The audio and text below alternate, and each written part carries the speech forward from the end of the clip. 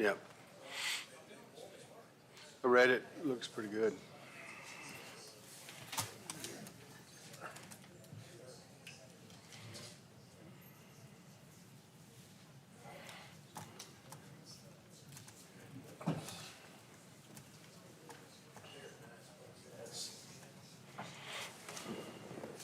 Thank you, ma'am.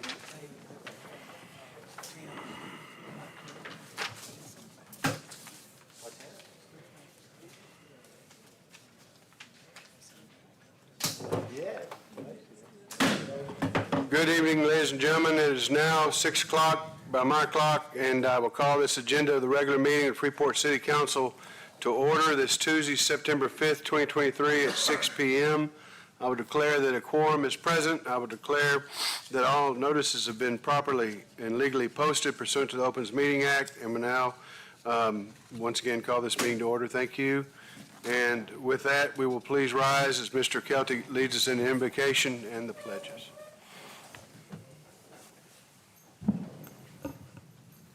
You bow your heads. Heavenly Father, we thank you for this glorious day that you've given each of us. Lord, please watch over and keep all of us safe here in the city of Freeport.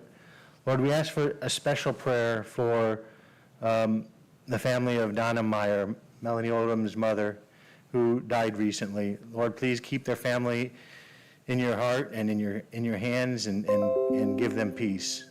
Lord, we ask that you guide this meeting, that all of the decisions and all of the thoughts and all of the discussion you find pleasing. Lord, we ask all of this in the name of your Son. Amen. Amen. I pledge allegiance to the flag of the United States of America and to the republic for which it stands, one nation, under God, indivisible, with liberty and justice for all. Honor the Texas flag. I pledge allegiance to thee, Texas, one state, under God, one and indivisible. Thank you. You may be seated. At this time, we have one citizen comment, Mr. Sam Reyna.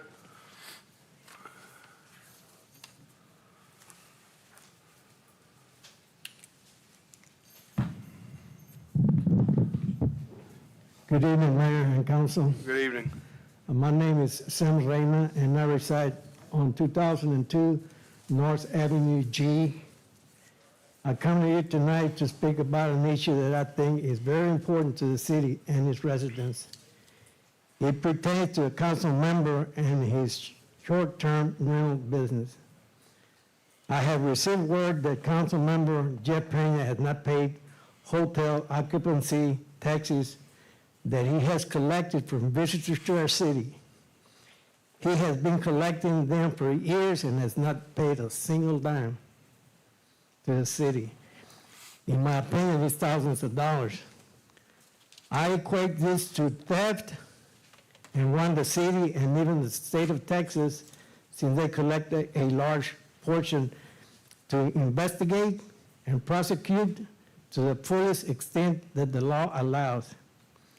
He is taking money that could be used to help promote quality of life projects for residents and visitors of Freeport. He has done this willingly and knowingly.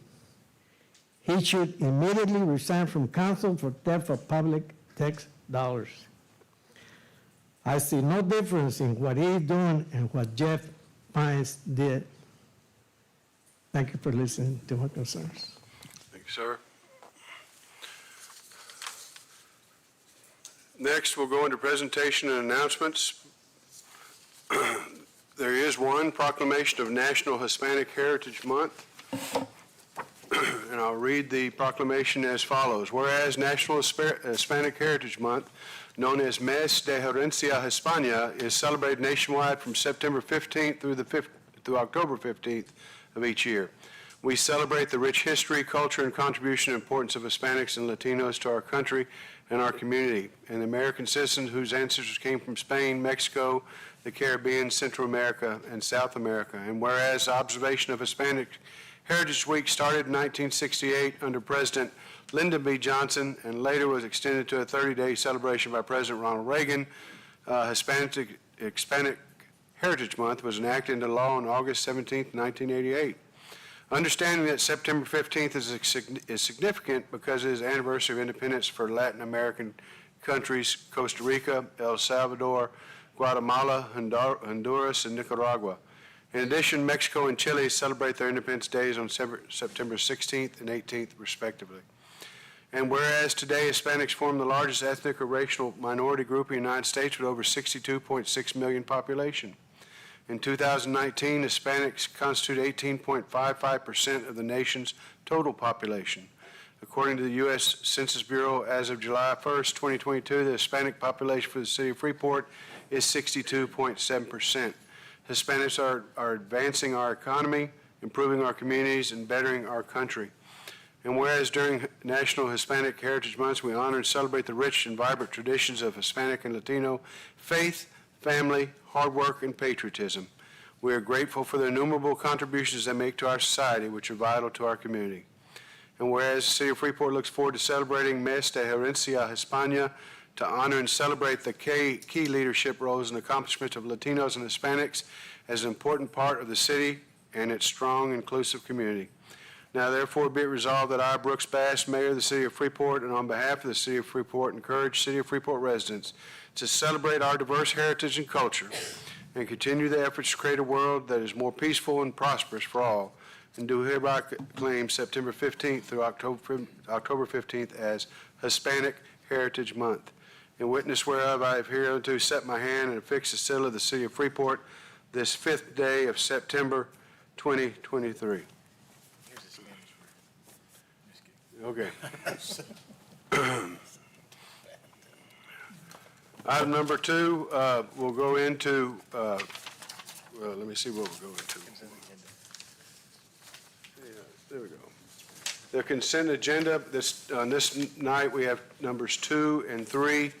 Number 2 is consideration of possible action on the approval of City Council meeting minutes from August 21st, 2023. And number 3 is consideration of possible action to authorize city manager to sign a 1-year contract extension for depository services with Texas Gulf Bank. Do I hear a motion? Mayor, I'll make a motion to approve the consent agenda. Have a motion to approve the consent agenda by Councilman Kane. Is there a second? Mayor, I'll second that Have motion. a second from Councilman Matamoros. All those in favor say aye. Aye. All opposed? Motion carried unanimously. Carissa, thank you. Item number 4, public hearing. This public hearing is regarding fiscal year 2023-2024 proposed budget. At this time, I'm going to, it's now 6:07. I will open up this public hearing. And at this time, Melanie, you had something you wanted to say?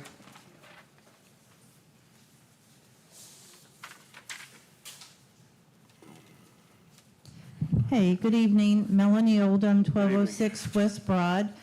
Yes, regarding the budget, I watched the last 2 budget meetings online, and I saw, our city budget is very tight, but I really appreciate that different managers of different city departments did take 1 or 2 things out and to help our budget look even better.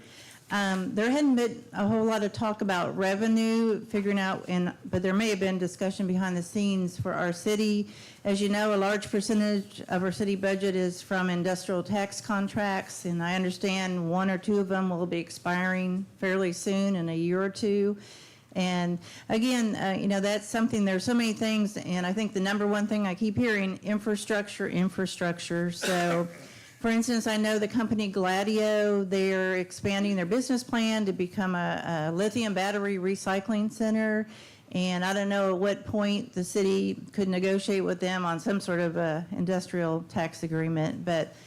And also just, figuring out ways to bring more revenue to our city. And I just have to mention, quite a while back, the GINA and the Hispanic Chamber, they threw out to the city council at that time a multicultural center. It could be various things, but something that we can think about would bring revenue into our city, because the reality is that one of those industrial tax contracts will be, I think, going away in a couple of years. So that was it. Thank you, ma'am. Manning, I'm going to have you, yes, sir, Mr. Reyna, you got something? Let me get Manning first. Why don't you come on up?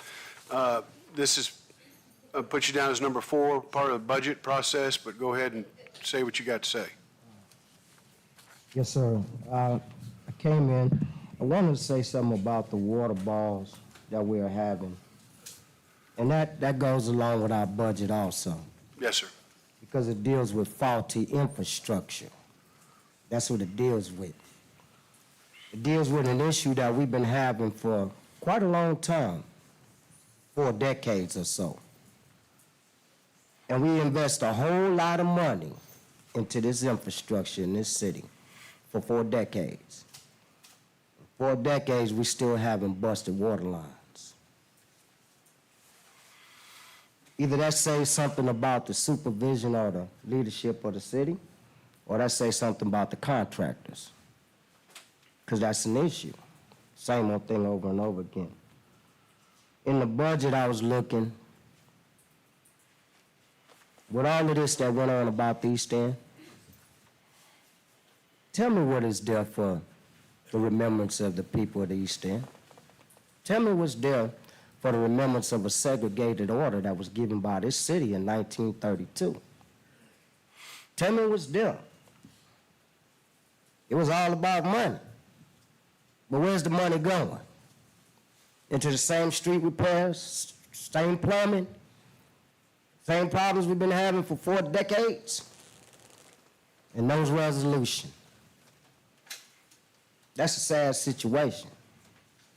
When everybody up here says they following God's will, being a servant.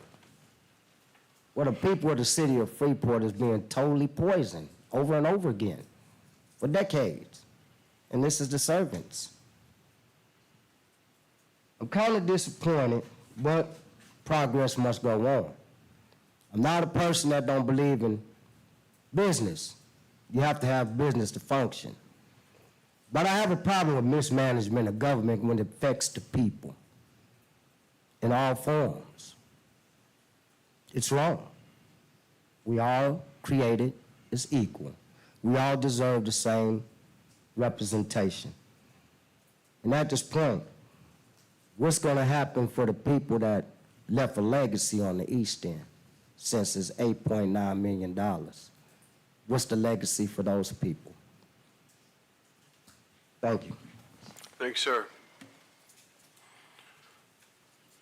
All right, this is the public hearing regarding the fiscal year 2023-2024 proposed budget. Tim or Kathy? Oh, Sam, I'm sorry. Go ahead, sir. I'm just like Melanie, I listened to the last meeting online, and I've seen our finance director step up to the podium and asking for $24,000 to buy some software so she could do her job. And she's doing everything manually right now, and it's a digital world. We're in the 20th century. Let's go ahead and give her the tools she needs to do a good job. Thank you. Thank you, sir. Timothy or Kathy?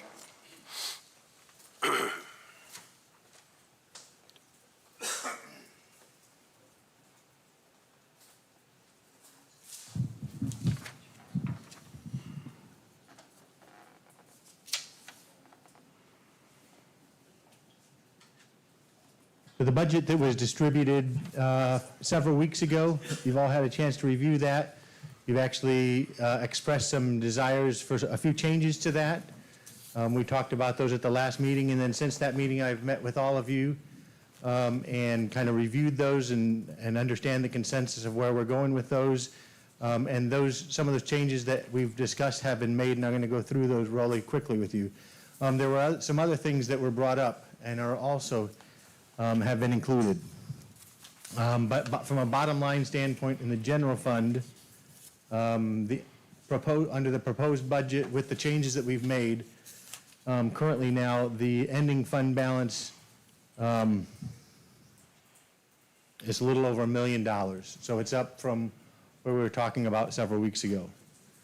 In regard to the changes that have been made, We did, as mentioned at the last meeting, we did increase property tax revenues by $360,000 based on the actual revenues that we expect to get from the worksheets that the county provided based on a .5333 tax rate. We did reduce some lease income due to the fact that Amistad has moved out of City Hall. And over the next year, while renovations are being made, we're not going to be able to charge LNG the lease rent. So that's been reduced by $5,700. And then we've also increased revenue from the sale of surplus property by $20,000 because we do have a number of properties that we've already talked about and approved for sale, and so expect to get that revenue in the next fiscal year. Some of the cuts that were previously proposed that have been included in the budget were to the budgeting software, a total of $30,000. 21 of that is an annual cost, and about $8,500 is a one-time cost. There was the elimination of the part-time administrative assistant. We will be cross-training one of the ladies that works in the utility office as bilingual to help out in that respect, so we were able to go ahead and include that cut. We eliminated the removal of the cell tower at the police station. We're looking at other options for removing that. That was a $30,000 cost. And then there were $28,500 worth of costs that were cut from the museum budget, including the interpretive panels, which he's actually gotten funded this year. The traveling exhibits and advertising brochures were also cut. Now, remember, we did end up keeping the display cases that he said were his top priority for the museum. In the rec center, there was an $82,000, $500 adjustment down to the budget. The biggest part of that came when we found the error in the telephone cost for that. We also eliminated the $4,000 in free weights and the a $20,000 decrease in special event expense from the general fund. We will be looking to spend $20,000 of our hot tax, which carries a pretty good surplus in that. And we no longer have the Texas Billfish Classic cost, and so we do have additional revenue there, and there are eligible costs there.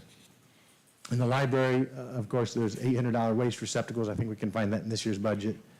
And then in transfers, there was the FMP library kitchen renovation that we eliminated from the budget, and the restrooms at the library, the upgrades to that, we also eliminated because the current restrooms are completely functional. They're just a little outdated. There were also some additions to the budget. Some of them we hadn't talked about, but I am requesting that we add additional funding to the salaries for 3 positions that are extremely underpaid based on market. One is our IT manager, who's only, well, I don't want to say it publicly, but he's making about 60% of the market, and I'd like to give him a raise there. Our human resources director was moved into that and it didn't end up coming with the normal bump, so I'd like to give a little bit of money there. And then also the police chief that we hired almost a year ago, when she came in, we had negotiated a salary with her, and there was some discussion about some additional funding that might be made available, so I've asked for another $5,000 there. And then in addition to that, we included $80,000 for for engineering for a stormwater utility. The development of that will give us a dedicated source of revenue for stormwater management, both new projects and managing the existing infrastructure that we have. There is an additional $10,000 included for senior citizens programming that will allow them to do a few more field trips and a little bit additional money for their bingo program.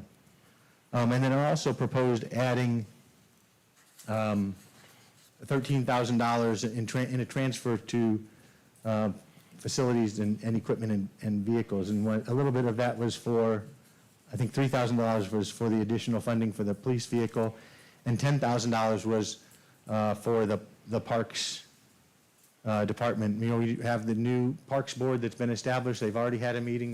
They've already got another meeting scheduled. There's been some discussion by some of the council members about adding some grills. I'd like to see that be done, and give them the tools to make the determination on how many grills that they might want to have installed, or other facilities, picnic tables, or, you know, repairs to the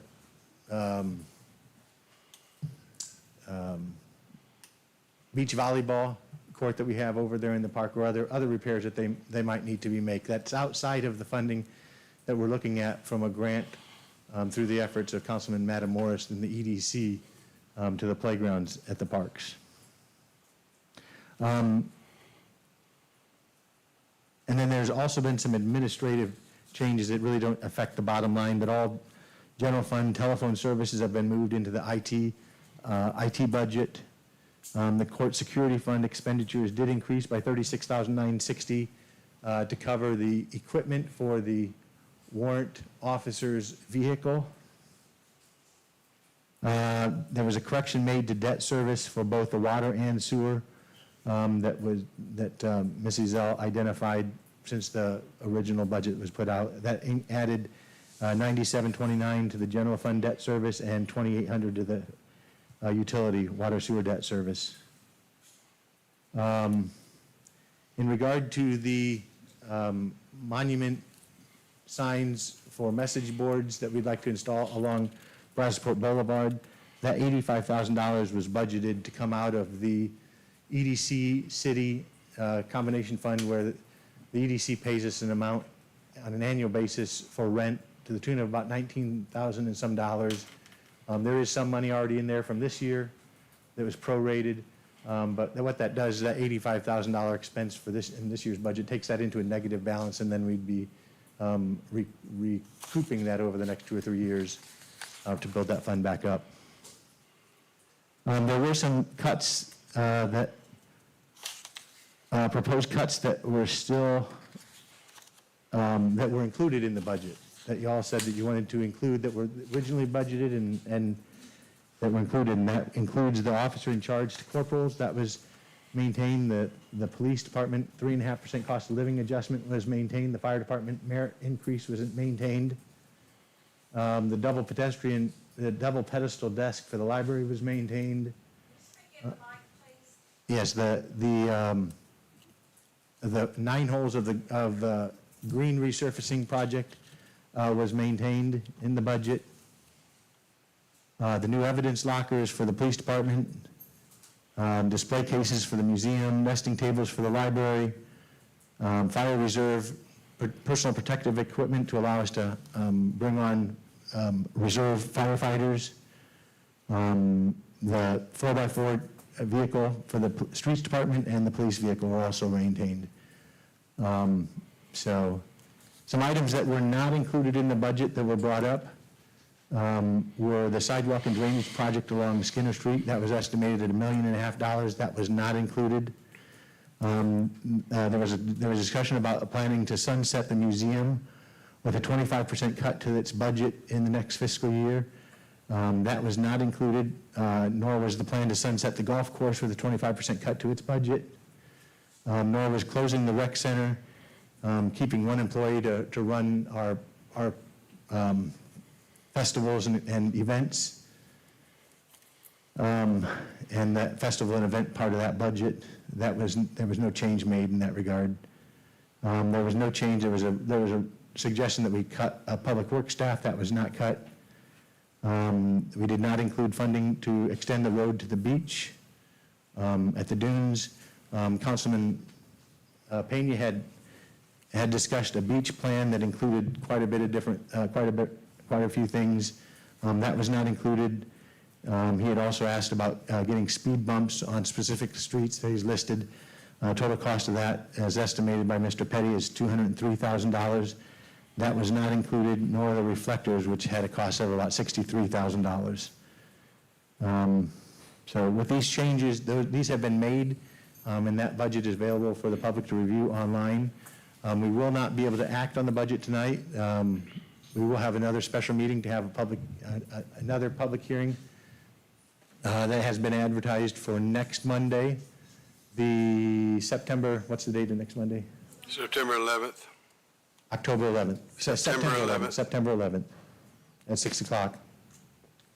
And at that point, we could consider taking action on the budget and the tax rate. But we did have these public hearings planned for tonight, so.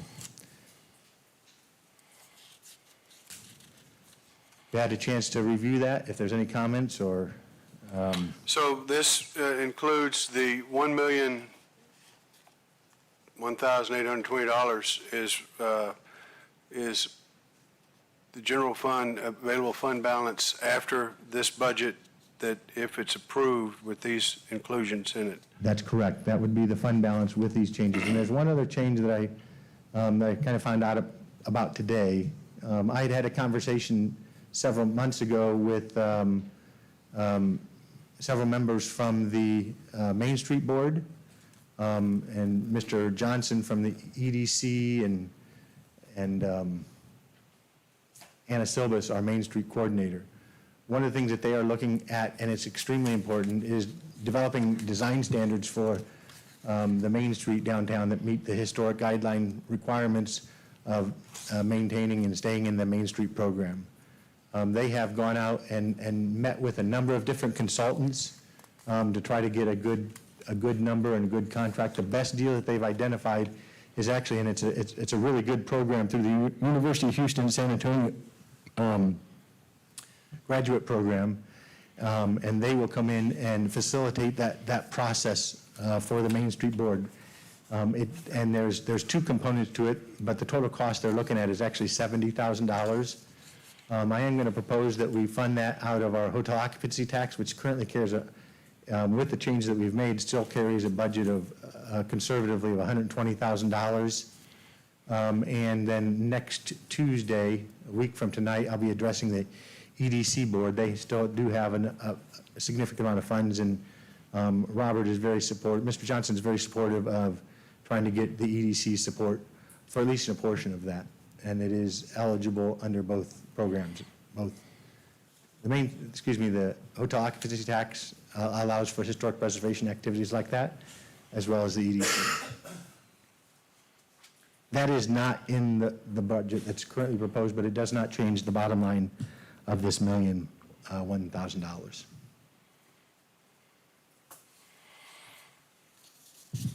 All right, council, do you have any questions for Mr. Kelty?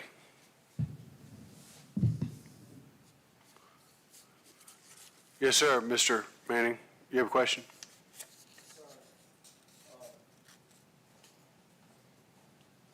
I heard Mr. Kelty's budget. Me and Mr. Kelty had discussed Maybe you about pull- discuss about the 08 Fleming deal, and Mr. Kelty said there was like $600,000 or something that's going to be invested into that park for the from Lincoln Park over to where the 08 Fleming is. Is that still in the budget? Yes, sir. Yes, sir.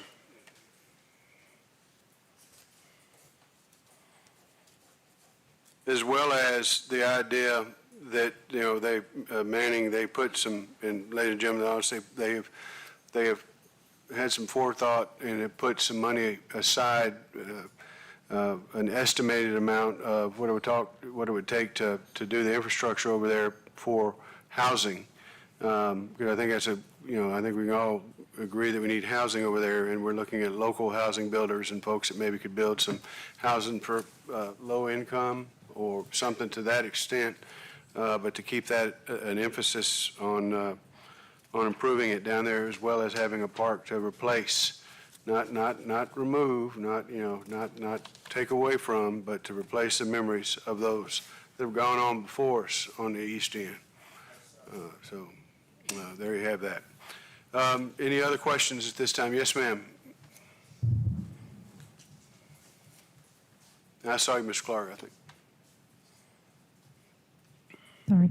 I didn't catch all that you just said, but the $8.9 million that the city council, you sold Lincoln Park and the streets and the right-of-ways for, again, when will you receive that money from the port, and what will that go towards, or what fund would that go in? Go ahead, and Kathy or Tim, whoever wants to handle that.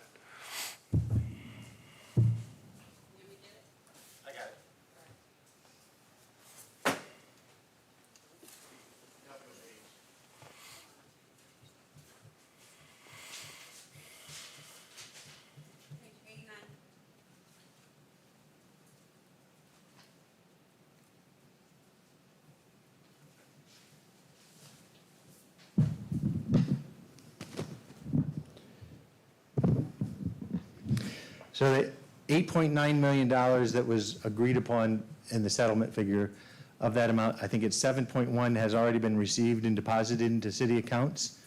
The remainder will come once we finish the relocation of the lift station in the east end, and there's $1.2 million available to reimburse us for the cost of that. And then there's also, or actually, just $1.2 million available to the city once that's completed. And then also, once the park is completed, there's an additional amount of money that will, the balance of that 8.9 will be received once that's done as well. So on page 89 of your budget, it shows, and page 89 and 90, of the money that we'll be spending out of that's been identified and potentially appropriated if the budget's approved, would be $240,000 for the demolition of O.A. Fleming property, about $2.5 million for infrastructure, both for streets and water and sewer, street lighting, sidewalks, storm drainage, gas, electric, all the infrastructure necessary to develop residential lots in that O.A. Fleming property. I have $900,000, but we're probably going to increase that to 1.2 million. Kathy? That was the original amount that was proposed there. And then $600,000 for the O.A. Fleming Park. So the rest of the money that is of that 9.8 million has not been earmarked, has not been appropriated, and is available to identify for projects from council in the future. In addition, as the infrastructure is completed and lots are sold, that will generate revenue coming back into this specific fund, and that these funds are being kept separately, so you will be able to track exactly how they're being spent and where that money's at. Get your answer, Melody. Ms. Clark?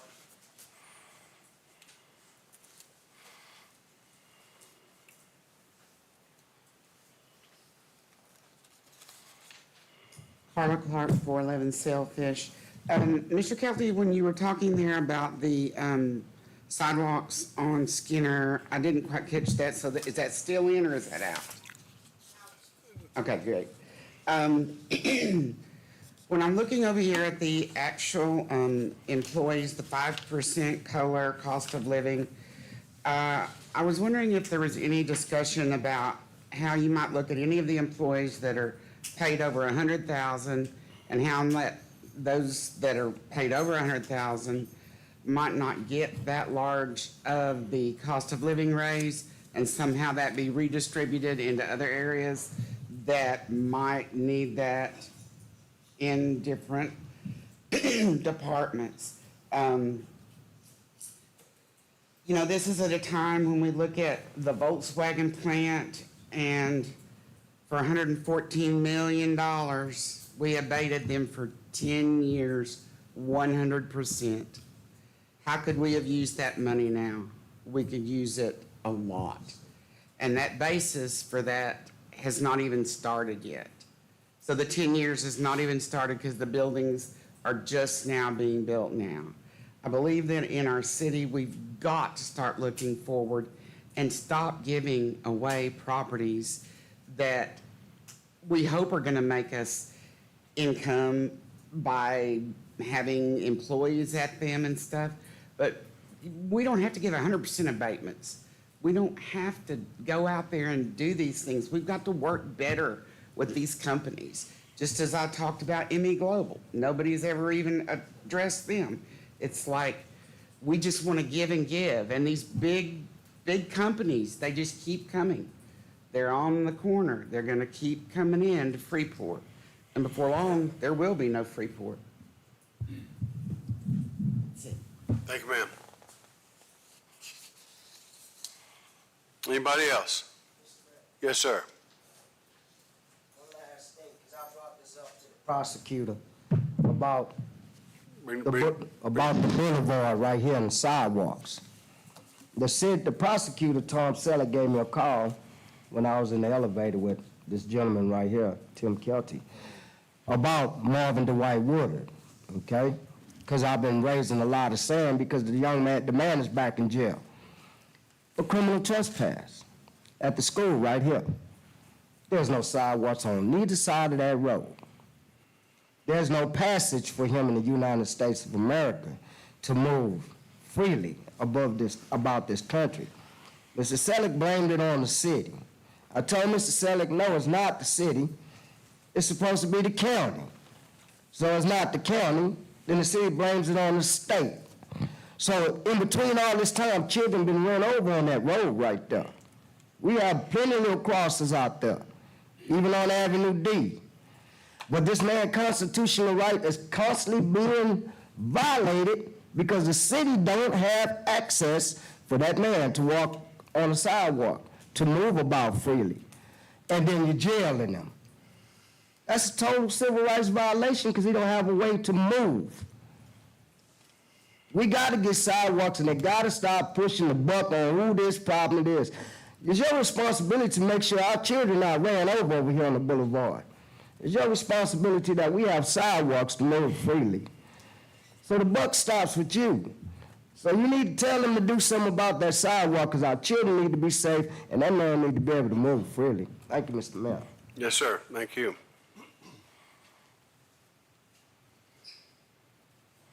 Anybody else?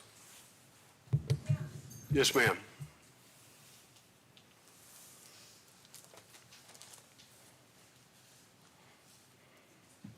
It's good to see Pamela Dancy. Good evening, council.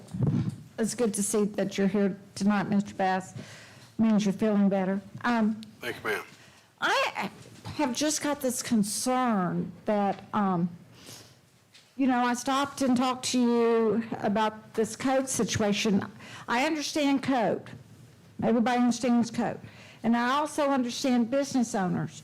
But what I don't understand is that we would go through a business owner to get to the property owner.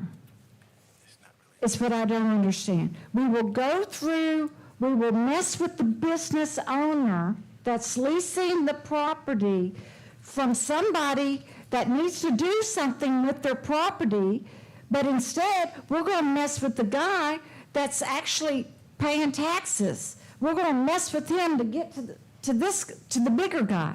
And I think that's shameful because we're going to lose a restaurant in town. And I respected you telling me that they need to call you. At least you pacified me. You said something. Then I ran into Mr. Kelty. And Pam, let me, excuse me, Pamela. Huh? Excuse me, let me ask you this real quick. What does this have to do with the budget? Oh, well, you're right, it doesn't. Okay. But then I'll bring it up later. Right. But, Thank you, ma'am. I will say this, though. I did want to say thank you very much because when I got home after last council meeting, y'all made it a public notice about the water, the piping. And so thank you for that because that is what the citizens want to know. They want to know it when it happens, even though we might not know the problem, but y'all were aware, you notified us. So that's a push-up for that one. Thank you. Yes, ma'am. Thank you. Anything else in regards to the budget, folks? All right. Mayor, are we doing council input as well, or just the public? This public hearing with council and/or the public. I have some items if nobody else has any. All right. Does anybody else have anything they'd like to talk about? Councilman Pena? Thank you.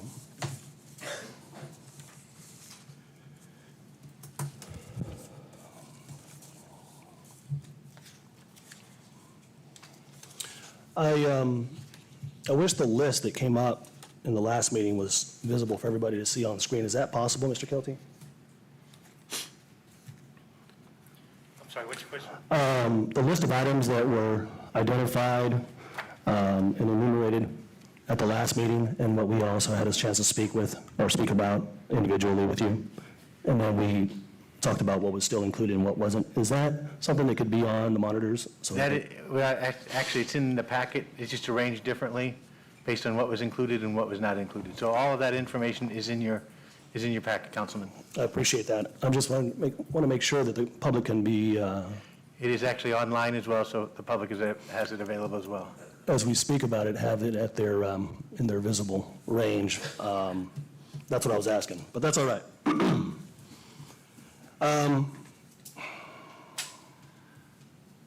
You know, we have these different costs here, and I got to tell you, you know, when I hear the public comments, when Ms. Oldham has spoken about these industrial tax revenue monies coming to an end, and I know Ms. Clark has also spoken to that effect, and certainly I have also echoed that sentiment. I just want to say the storm is coming. The storm is coming when we're going to have to really make the hard decisions. You know, you want to batten down the hatches when before the rain gets here and the storm gets here, not when it's pouring down in puddles. And that's what's going on here. You know, I can appreciate how we're doing this budget as if they were throwing a party to celebrate one single event for one single day. But we're not. This budget does not speak of anything visionary. It does not speak of anything responsible that's going to help the city grow, maintain its revenues, and for that matter, help the residents, and for that matter, help the businesses. And we really need to make a really concerted effort on that. And so it frustrates me to no end when I see that, okay, the budget's going to be with a net balance of, what was it, 1.1 million? Mr. Kelty, what was that number that you gave earlier? The reserve at Yeah. the end, if this budget is adopted, the reserve would be $1,100,000, or $1,001,000, just over $1 million. Just over $1 million. All right, we'll just say $1 million. I think it was a couple of years ago, we had like $1.5 million, and then last year it was something like $900,000, and then this year it's $1 million. And I can appreciate, you know, we want to make sure that we have our reserves, and that's what I thought we have our reserve account for, that is stipulated by our charter. Is it 4 months worth, is that right? It's actually not a charter provision, it was a policy adopted by the city council that sets out a 90-day reserve for the general fund and a 120-day reserve for the water and sewer fund. Okay. And so I appreciate that we have that policy in place so that we are not caught by surprise by any particular unforeseen emergency. But then we have that $1 million, and I'm thinking we need to use it. We need to use it in the right places, because effectively it's just been sitting there. But not really. There's been other monies being moved around, shuffled around, and that's my concern, is that we're not growing, we're stagnating. Yet the pot for running the city seems to get bigger. The 1 million, the ballpark of $1 million seems to be staying the same. And so that's why I keep thinking, you know, and I said this at the last meeting, we need to have dramatic changes, and we need to have a dramatic vision and policy in place that doesn't tie our hands politically. It doesn't tie our hands to do big things. And it allows us to emphasize on other things other than infrastructure. But when I see the drumbeat of infrastructure continually echoed year after year, month after month, meeting after meeting, and yet it's mismanaged, I'm thinking to myself, why are we spending this money on this infrastructure if the infrastructure is not being installed correctly? Why are we spending money on this infrastructure if the infrastructure is not being managed correctly? If it's not being inspected correctly? It's money wasted. And so I want to make sure that we think about how we're holding these services and these programs, these projects, those that are in charge of it, those that are doing the work, and held accountable. But you know, I'm also trying to think about, okay, how do we free up additional money? Well, I mentioned this to Mr. Kelty here in our meeting about witnessing 5 Parks Department employees mowing one lot when it was actually a corner of a lot of City Hall. And I'm thinking, there's inefficiency there. And then I think about all of the water boils, and we were embarrassed in the last meeting how we had to get a call for a water boil in the very meeting that we're talking about water boils being a problem. And I keep hearing this excuse from some residents that are echoing an excuse that I hear from City Hall, and I call it excuse because it's saying that, well, it's the soil. The soil's dried out. And I can't help to believe, or for that matter, understand why, of all the other surrounding cities who have similar soil and access to the water, they're not having water boil notices. Their pipes aren't bursting. They have the same soil conditions. And so it's a tired excuse, and I'd like to see changes on that. And what I'd really like to see are the bigger changes where we have bigger cuts. We have bigger cuts to staff. You know, I know there are some provisions by law, as you educated me on this, Mr. Kelty, about the police department, and we cannot cut certain departments, and that's fair. But where we are losing money, and where we don't have effectiveness, and we don't have efficiencies, and we have failure after failure after failure, the last thing I want to do is throw good money after bad money. The last thing I want to do is give raises to those department heads that are in charge of those issues that keep repeating itself. Anywhere else, they would either be replaced or removed. And so I'm thinking, why aren't we doing this with our budget here, making sure that we manage our budget as a percentile and look at a policy versus this onesie-twosie. This is just cherry picking is what we're doing. This cherry picking ends up being a political gamesmanship like it has the last couple of years. And here we are tonight, you know, we haven't gotten into it because nobody else is really discussing about this just yet, and maybe I can help to stir that conversation, either in this meeting or in the next meeting, or residents at home can call their councilman and bring up these very issues or other issues so that they also can speak up about these issues, because, good grief, we have a lot of problems. I'm talking about not only water leak problems, I'm not talking about boil notice problems, and that's huge. You remember the big black eye? I remember having a conversation with the mayor of Lake Jackson when they had that water boil notice that ended up pervading the rest of the county when that splash pad incident occurred. And here we have, and that was a huge black eye for Lake Jackson at the time. And then here we have 3 or 4 in 3 or 4 weeks. And I'm just like, why is this an accepted norm? And even today, we had Taco Bell come in and have their grand opening. And then I was informed that there was a boil notice potentially delaying their opening from 11 a.m. to 12 p.m. I'm wondering what the story on that was. But this cannot be an acceptable norm going forward on how we manage our city, but it really starts at how we're funding our city. So if money's going in the wrong places, I'm not interested in having raises. I'm interested in having cuts. I'm interested in reallocating resources. I'm interested if we have 25% less staff, that savings can be applied to maybe a subject matter expert in the water department, a subject matter expert in the streets department. And those are the things I'm not seeing here. And I can get into the cherry picking items that we have here tonight. And, but I wanted to make sure I speak to the broader items here and how we're really not planning for this correctly. And we've talked about this before. In the last couple of years, it's always been, well, next year we'll put up a comprehensive planning strategy for how we're going to, you know, put together the city's budget. But instead, it ends up being the same pie chart, the same allocations with a little bit of adjustments here, and then we have some cherry-picked projects, and nothing to speak of it. You know, I'm looking here at the IT manager, 60% increase. I mean, I'm all for, and I've said this before, an increase in IT systems because it'll help the communication between the department heads, or for that matter, all of staff, and for that matter, between City Hall and the residents and the businesses of the city. But I'm just curious, why is this being brought up here tonight and not before? And I'm just curious also, is all of the other IT staffing that was requested from the IT manager going to also be included? And the same thing with the HR director and the police chief.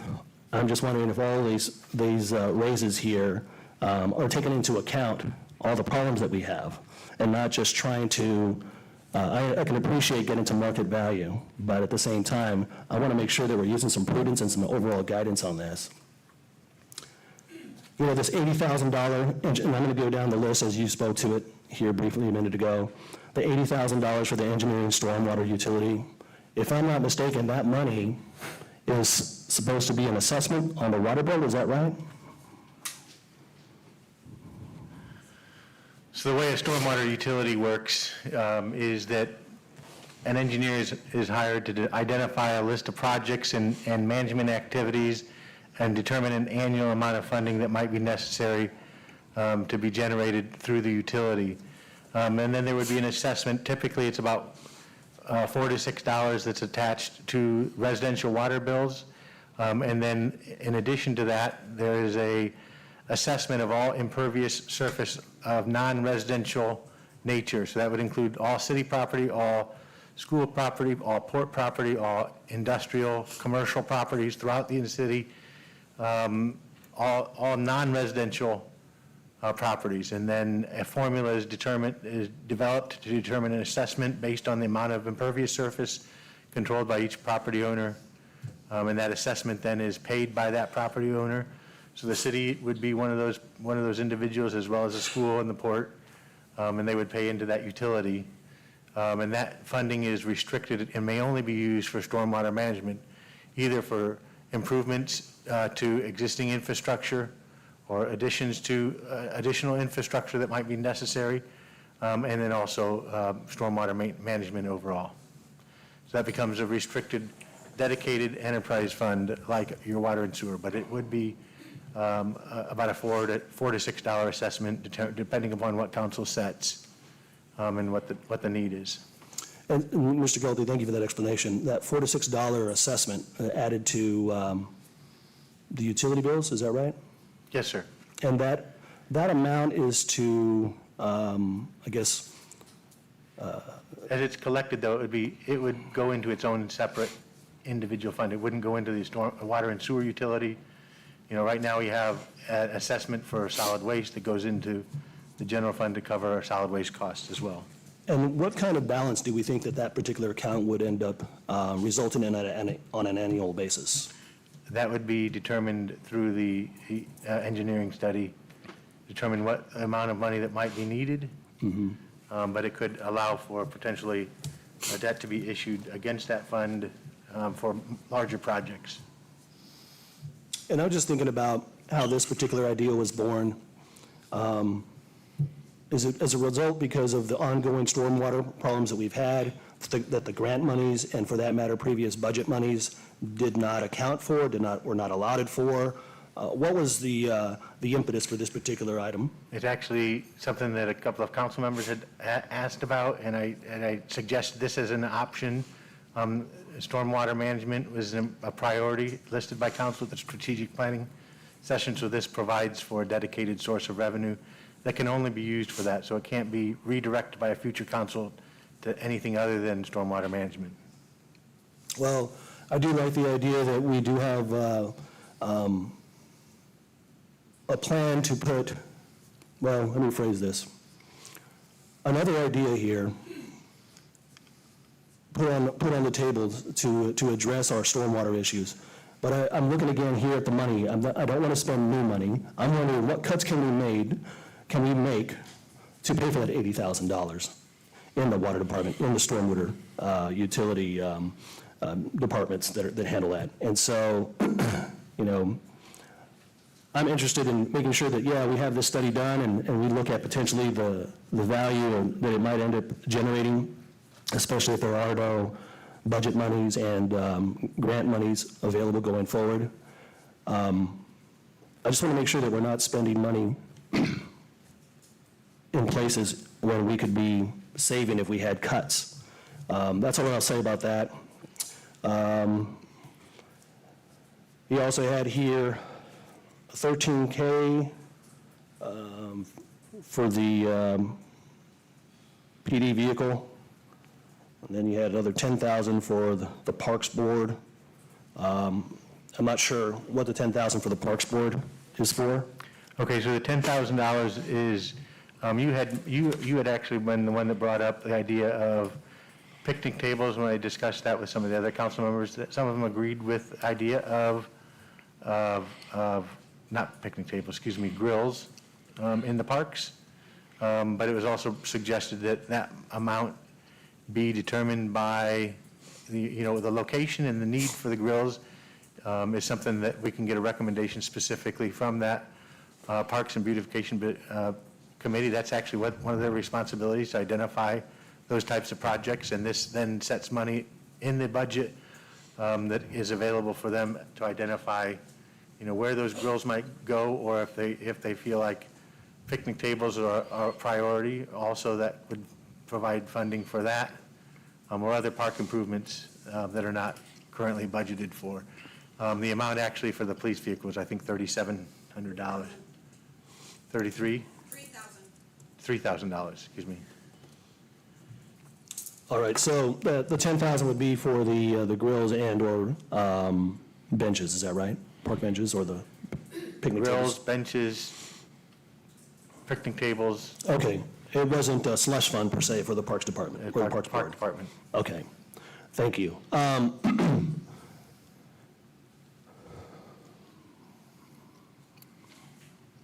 This monument sign, you had said that it's going to be $85,000 and that we're looking at the EDC to help finance that, but then we're looking at $19,000 for the rent that they pay a year.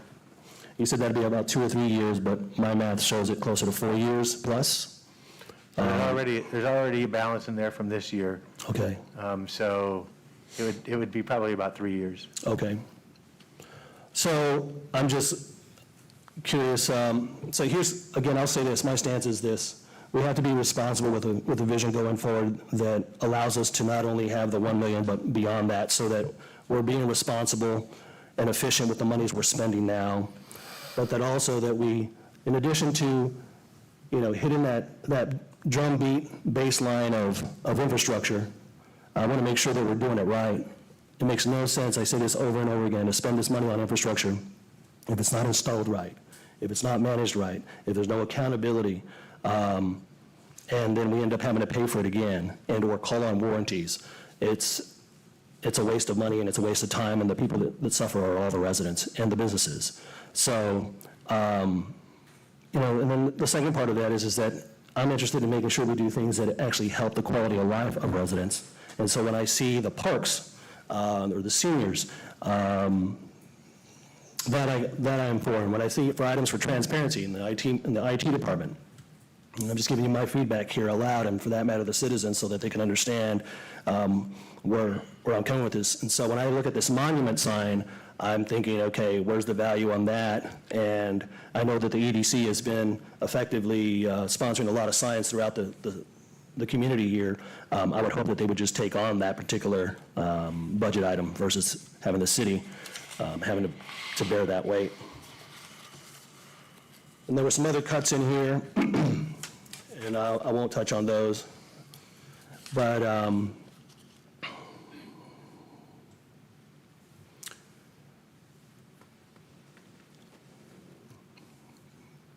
I want to reemphasize, or I just want to reiterate, and I think people may have heard this before, but I'm going to say this one more time. Sunsetting the museum, I think, is a prudent choice of money.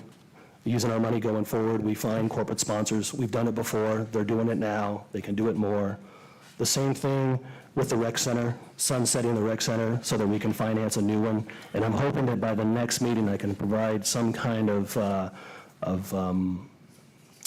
financial figures to demonstrate how feasible that is. And I thank Mr. Kelty for reaching out to me and asking me for that information here tonight.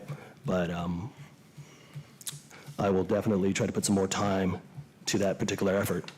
And then as far as the golf course, again, interested in trying to get that privatized and sunsetting that budget so that it is not a money pit that we have. But right there, we have almost a little over $2 million, or just about $2 million in money that instead of looking at $1 million today as the reserve, we'd end up having $3 million.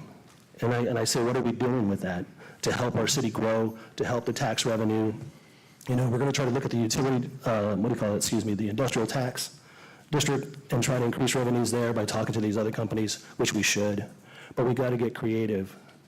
And we got to look at different ways to attract new businesses. Grand opening of Taco Bell, glad that they're here. Welcome, Taco Bell. But the reason Taco Bell is here, and I've said this before, is because the water. And we cannot forget that. And I hope that we look at a beach plan so that we can make sure that the experience coming to Freeport is a quality one of safety and cleanliness. If that low bar measure is met, we will have more traffic coming here for the water, the beach, the river, the fishing. And with that, we will have everybody's favorite franchises, Chick-fil-A, churches. I could tell you this, people keep saying they want chicken, but I'm going to tell you right now, Arlen's Chicken is bigger and very delicious. And they run a Monday special for $1 for 2 pieces. I say that because I eat it, it's delicious. And when people think that there's no chicken in Freeport, there is chicken in Freeport in our very own grocery store. So just word to the wise. You know, and I mentioned about the quality of life for residents, and I'm glad you brought it up here this evening, Mr. Kelty. I'm kind of surprised at the dollar amount for this particular items here for the speed bumps. Those were requested by mothers and grandmothers on 9, 10, 11, and 12 in Ward A and in Ward B. I just want to make sure I reiterate that for their sake. And the reflectors was such a nice, inexpensive, affordable way to help in the visibility for folks driving down these dark streets. And I identified those streets. And I'm going to go ahead and send that email out for everybody to see, because I do appreciate that Mr. Kelty did bring it up, but I want to make sure everybody understands what streets I identified. And they were both in Ward A and B that I'm aware of. And if there are others in Ward C and D, those are the things we want to use that $1 million for as well, that make the streets safe. And I just want to make sure that I mentioned those things here. The last 2 items that I have here is the Main Street Board. There was $70,000 for this consultation. And I got to say, you know, I live downtown. I invest in downtown. I own one of the historic buildings downtown. I think it's the first and oldest building of downtown in Freeport, actually. And I've invested in other historic buildings and still trying to get those up and running. But I want to make sure that we don't spend money needlessly. This $70,000 for the Main Street Board, I got to tell you, and this is just my take on this, guys. This is an effort of a square peg into a round hole. You know, there's been so much discussion in downtown owners, and for that matter, local business owners in Ward A and in Ward B and throughout the city, that downtown, if you're going to try to recreate it for what it was 50 years ago, that whole economic business model is not going to be replicated. We have to be creative on this, and I'm not sure if we're going to go out, I'm not sure how smart it is for us to spend $70,000 to tell some company something we already know.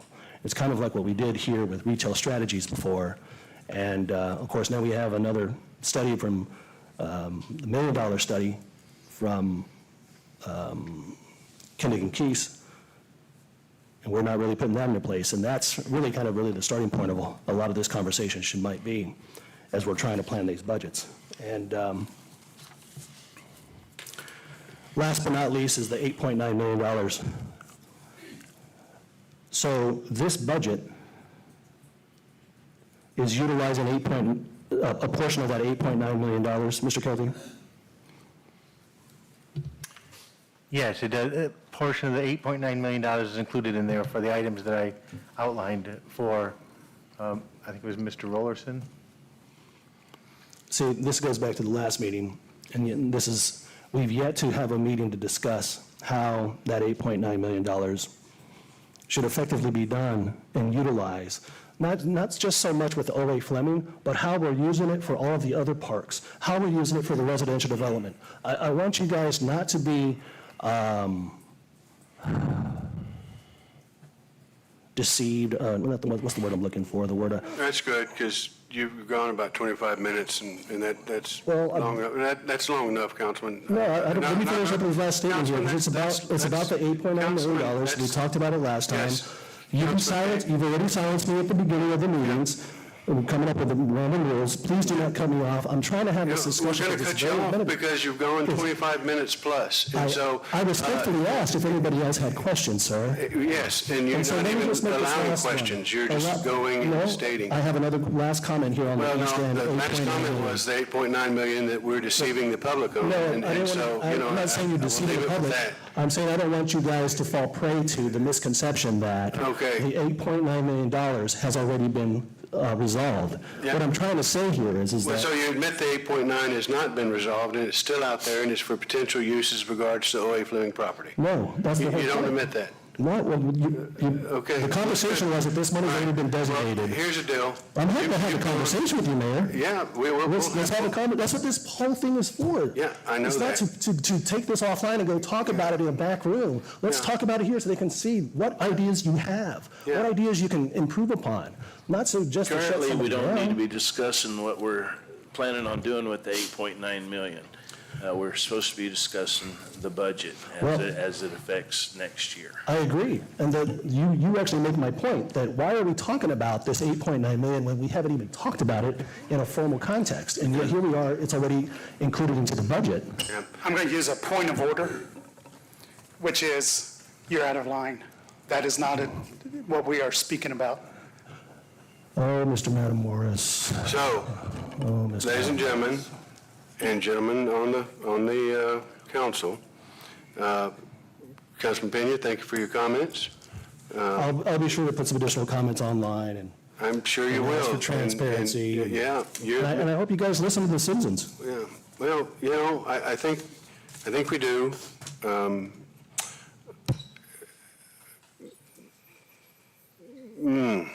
So anyway, very good, thank you. It passed, thank you. Yes, sir. Okay, on the budget? Yes. Okay. Genetase 414 Mystery Harbor. I don't know where Mr. Pena's paying attention, but every city in this county is having problems with water lines breaking in the state. All right. And instead of praising these people working their butts off all day and all night to fix them so we'll have water, you want to condemn them. All right, that's very good. That's enough. We're good with that. All right. Manning, budget? Yes, sir. All right, thank you. Within that budget that you were just talking about, the boil notices. Yeah. Within the boil notices, has there been any reports put out concerning the testing of the water? Since we done had 3 boil notices in 30 days. Is there any reports put out concerning the contamination, or is there any contamination? Because there's a widespread flu in our city all of a sudden. Hospitals being packed. And we do know viruses run through the water. Yes, sir. So that's what I'm saying. That's part of the Is there a budget. budget process? Is there a budget? Well, he amount was that just we're- talking about the water boils. Right. And within that budget, how Right. can we find that there's been a testing of the water to make sure it's good for consumption? We're fixing to tell you. Go ahead, Ms. Kelty. So this really doesn't have to do with the budget, but in regard to the water boil notices that have been issued, whenever the PSI in the water lines drops below a certain level, I think it's 20 PSI, is that correct? Whenever that- PSI. Whenever that happens, TCEQ requires the city to issue a boil notice, a boil water advisory to all residents that may have been affected by that pressure drop. Because when it does drop below that, there is the potential, when the pressure pressing out against the pipes is not sufficient, there is the potential for contamination to come into the system. So after the repairs are made, the system's flushed, and samples are pulled from different locations and sent to the lab for testing. In every case so far, when we've sent those samples to the lab for testing, they have come back as negative, showing no sign of contamination or microbes. That's why we are able to lift the boil notices when we do, because we get those samples, the results from those samples back. So they do not show any presence of microbes or contamination. We send them because of the potential is there, but in fact, what has happened is they've been negative. Come on up, Manning. And who does that test? Because I'd A like to get third a party. copy of it. Huh? We send them out to a third-party lab that does the testing, and we get the results back. We It's not can, by a state or federal agency?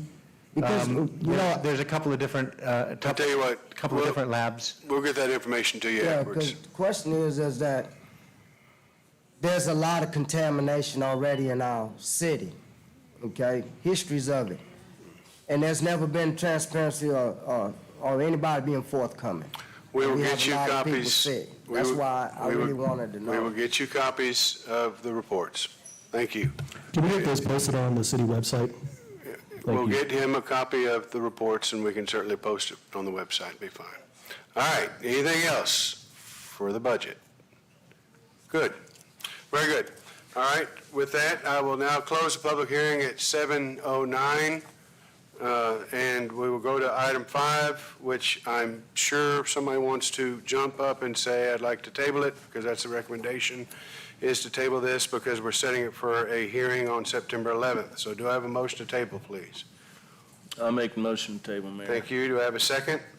I'll second that motion. All right, it's tabled then. Item number 6,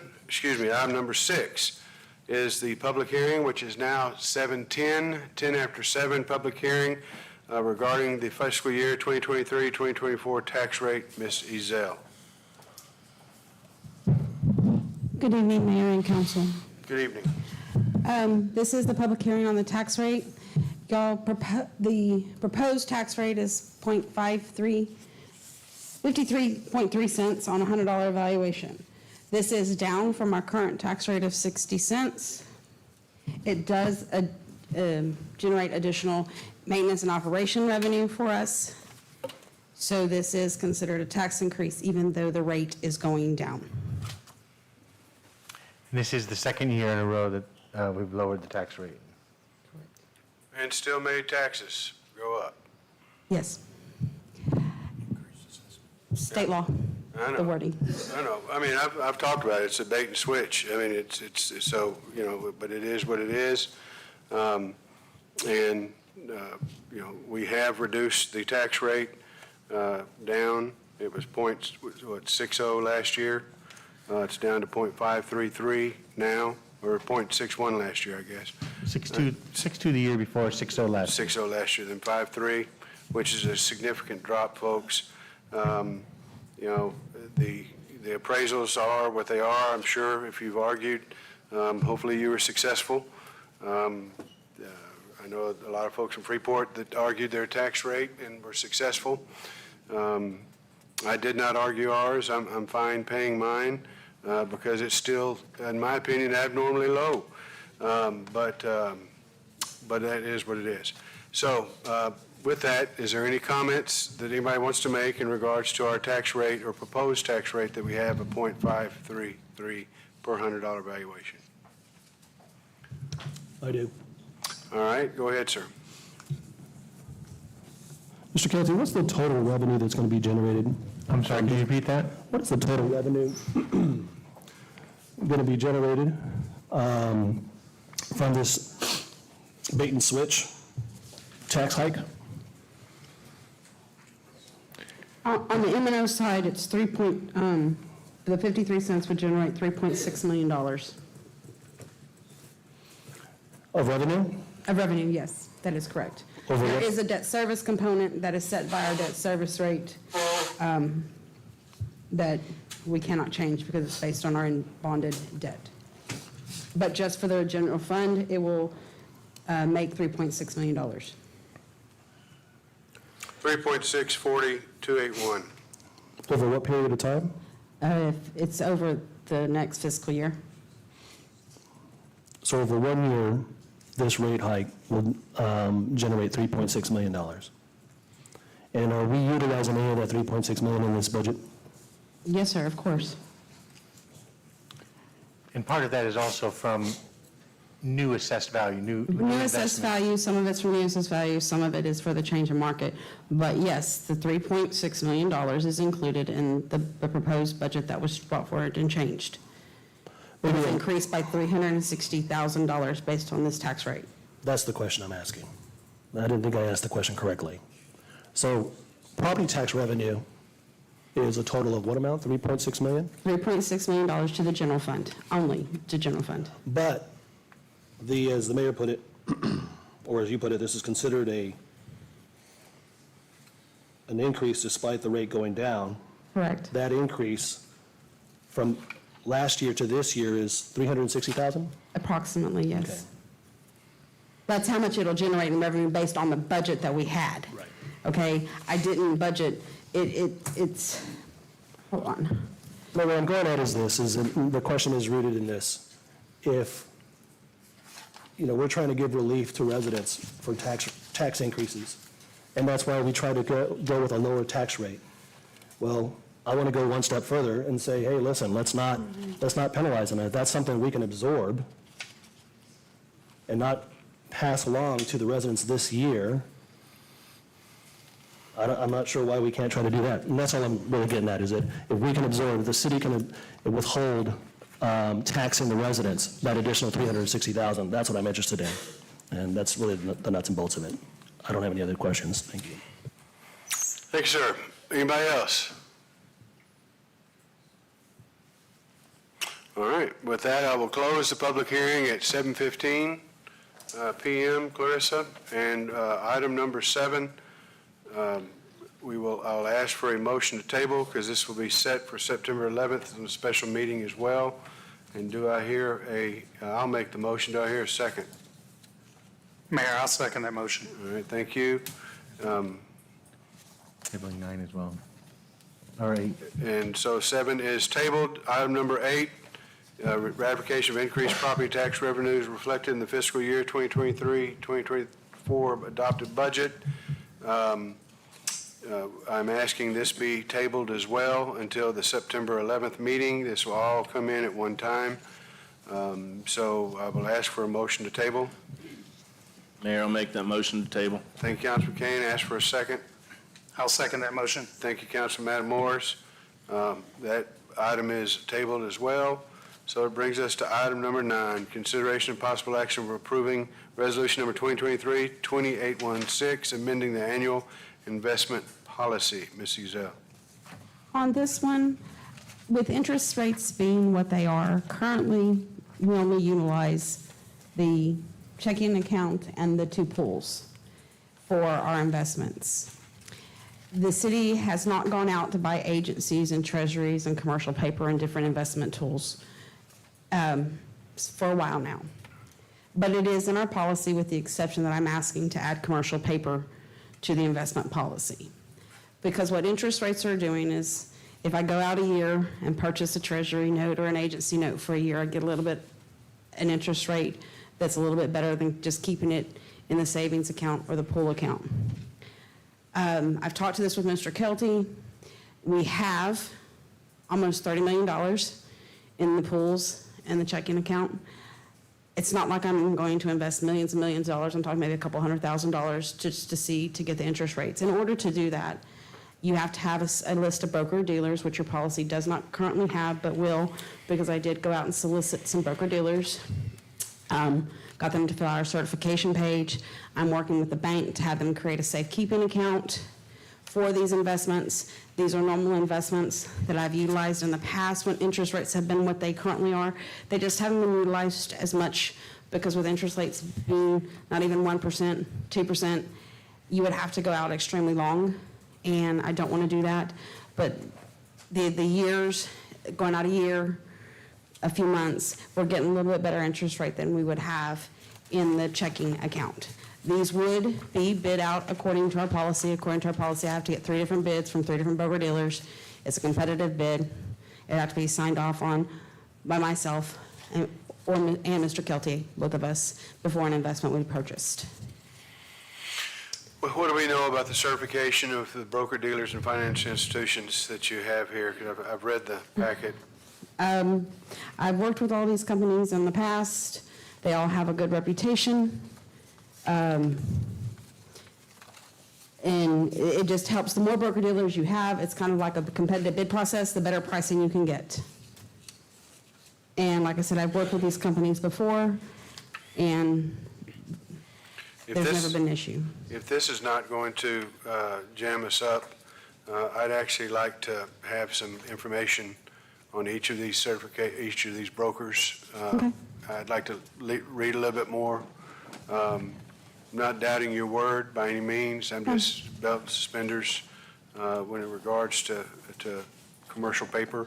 So with that, I would move to table item number 9 and re-agenda it on the September 18th. Okay, I can do that, no problem. Okay. So that'll give you time to do that. So I move to table this. Is there a second? Mayor, I'll second that motion. Thank you. We have a second, so we'll table it to September 18th. If you'll please get us that information. I'll do it. Then we'll have that comfort level, I'm sure. Yes, sir. Thank you. I kind of expected that, because this is something kind of new for y'all, because you haven't done it in a very long time, so. Well, I like the City of Freeport investment policy. I was reading under prudence, and the standard of prudence to be used by investing officials shall be the prudent person rule. Correct. Prudence is such a cool word. This rule states investments shall be made with judgment and care under circumstances then prevailing, which persons of prudence, discretion, and intelligence exercise in the management of their own affairs, not for speculation, but for investment, considering the probable safety of their capital as well as the probable income to be derived. So that's pretty cool. So anyway, get us that stuff. Yes, sir. Thank you. Item number 10, consideration possible action of approving ordinance number 2023-2707, vacating and selling a portion of the 20-foot right-of-way in Velasco Town Site, Block 19, adjacent to lots 11 and 12, and approving the city manager sign and city secretary to attest to a deed transferring real property. Ms. Clark actually wants to talk about this first, or do you want us to, you want to talk here in just a second? We'll go first? Yes, ma'am. That'd be fine. Good evening, gentlemen. Good evening. The City of Freeport was contacted by the property owner of lots 11 and 12, Block 19 in Velasco Town Site. He has a building located on his property that extends into the alley right-of-way about 10 feet, and he has contacted the city to ask us to please sell him that portion. This is a property that was developed and constructed in 1945. in 1945 into the right-of-way at that time. This is an undeveloped alley that runs east and west from Velasco Boulevard, just north of Avenue A. There are utilities that run through there, Sewer. including one that may run under his building. I understand there's a sewer line that runs underneath or close to the edge. So we are, Of the building. we are retaining that sewer utility easement through there, and if it's ever an issue, then there could be other problems, but this at least gives him a little bit more control and tightens up the ownership a little bit. We did have an appraisal done, or not appraisal, excuse me, we did get a broker's opinion of value for this particular lot, and it was $2,575 for 572 square feet, 11 feet of the alley. 11 by 52. All right, Carla, you want to come up and say something?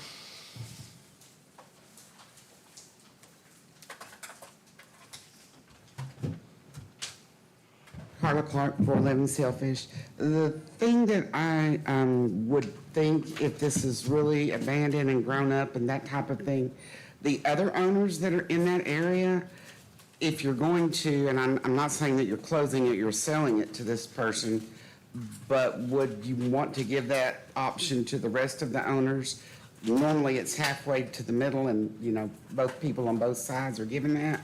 I mean, to make it public, just so that they are aware and it doesn't cause a problem later on if they do need to use that area. Just a thought. No, it's a good thought. And I was actually not proposing selling the north half of that alley because of the fact if that sewer line does need to be relocated at some point in the future, that does give us the opportunity. He would have to bear that cost, but it does open up the opportunity to reroute that sewer out from underneath his building. It just makes a odd type of loop in there or dog leg. Yes, you'd have to install a couple of to the other owners. manholes, yeah.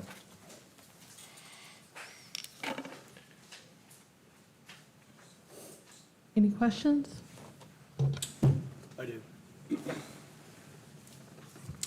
we did a similar, Excuse me, sir. Hold on a second. I was just going to mention that we had Yeah, no, another I situation like this understand. previously. No, I Are understand. you reading? Yep, I'm just You trying didn't to. read your packet. Yep. No, I'm rereading what it says because it said that they would, Mr. Kelty said that they would be responsible for the change of any utilities in there. And I don't see that. David, you want to address that? Where exactly are the utilities located? I believe there's a sewer line that actually runs underneath the structure. I believe it's right along the, And there was- Elliot couldn't tell me exactly, but they said that it was probably right here, right along the edge of that, kind of midway of the, So under his encroachment into the alleyway? that's what they In believe. section 5, it says that all existing utility easements in and upon or across the property, whether or not said easement are recorded, shall be retained. So we are retaining that easement for the utility. Yeah, but it doesn't say that we have to, I mean, if all of a sudden, if something breaks, it doesn't say. It would involve him either paying for the relocation, or we would potentially, because it's in the easement still, he would be responsible for that by law. Mr. Olson, I have a question for Is you. that correct, Mr. Olson? Well, I mean, has a structure that encroaches upon the utility easement. So ultimately, at the end of the day, our interest in the easement would be the superior interest, and he would have to relocate the structure or participate in the relocation of the, we could put something under Section 5 that says he'd be responsible for any relocation costs. Yeah, I think I'd be more comfortable with that. Yes, sir, Mr. Councilman Pena. You have a comment? Yeah. At the risk of being critical and being cut off, I'm going to make a comment. Well, So here I go. okay, but you're not going to get 20 minutes this time. Well, you'll have to answer to the residents about that, Mayor. You keep doing that repeatedly, it's really obnoxious. You know- Let me just finish the comment then. So here's the deal. This whole issue is similar to that trucking easement that we had for that truck stop over off of Pine Street. And so this is a two-pronged problem, maybe even a three-pronged problem. One, it might be a legal problem.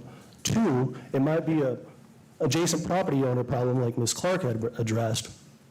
And three, it might actually be an overall development problem for future development in the case somebody wants to buy that whole area or another portion. So I look at the legal aspect. I'm just curious what kind of relief this particular owner, if we give it to them, will be afforded to obstruct us from doing any work. The last thing we need if we have an emergency situation is for this guy to say, well, take me to court. And there we are, bleeding gas, bleeding water, bleeding utilities. And so that's one reason why, just on the legal aspect, I would be against it. The second one is, we haven't notified any of the other residents. I'm quite curious of whether that is the case. And, you know, we can talk about a fourth dimension, which is what they're hoping to try to do it, but that's irrelevant to the larger three, which have more importance. And so I'd like us to do the same thing we did with the truck stop situation. But really, overall, to me, it makes no sense to give this property away. I could understand if it was isolated, if they were buying the whole city block, just the way the truck stop company was doing. It wasn't going to be hindering anybody else going forward, and it would be transformational, and it would create a whole bunch of economic boom for that area. But in this particular case, I'm not sure that this particular change checks any of those boxes. And for that matter, it doesn't put the city at risk, and for that matter, upsets the other residents. So that's all I have. Very good, sir. Thank you. Did you get everything out? Is that an invitation? No. You know, because I do have citizens talk to me. Wishful thinking. But that's all right. We'll go to the next item. Laura, do you have anything else you need to say about this? No, sir. Mr. Attorney, do you have any comments that you'd like to make on this? Well, I haven't actually seen the location of this easement. I was made aware that there was an easement that it currently encroached, but these are really two separate issues. So you have an alleyway easement, and then we have a sewer easement. So release of one does not preclude our interest in the other. That being said, most of those easements are worded, and I'd have to see the easement that would give us a superior interest and that would require him to relocate at his expense any structures that encroach upon the sewer easement. It's not on the plat. There are other ways to handle this. If the property owner is just concerned about the encroachment into the easement and that effect on title, we could do a consent to encroachment that allows us to, It was the city that brought the sewer up. I don't think he was even aware that the that the business. line existed. Yes, sir. He is now, correct? Yeah. Yes, I have. I think the homeowner or the property owner would recognize the fact that if we needed to go in and work on that sewer line, that he'd be responsible for removing the structure. Yes, sir. I think his main interest is just getting his building, or portion of his building, onto his name, out of the city. Again, without transferring an interest, if it's a problem, it's just another option for council to consider, is we could do a consent to encroachment. It's done all the time, because especially in the olden days, people built stuff and they weren't necessarily aware of property lines. So you have, and I don't know how old the structure is. It sounds like it's fairly old. Yeah, 1945. Yeah. And he was looking at it from the standpoint of his ability to sell the property. Sure. A title company would be okay with such a consent. What they would do is subrogate it from that portion from the value that they're willing to lend money towards. But they're going to, it doesn't remove the encroachment on the sewer easement, the sale of or the release of the alleyway easement. So as far as title is concerned, the title company is going to have the same problem. On the consent to encroachment, I would assume if we went that way, if this building were to be tore down, He loses it. then he loses it, and then the next person who builds would have to be within the. Correct. That's typically how they're awarded. Whereas if we give it to them as written, if this building is tore down, it could be built.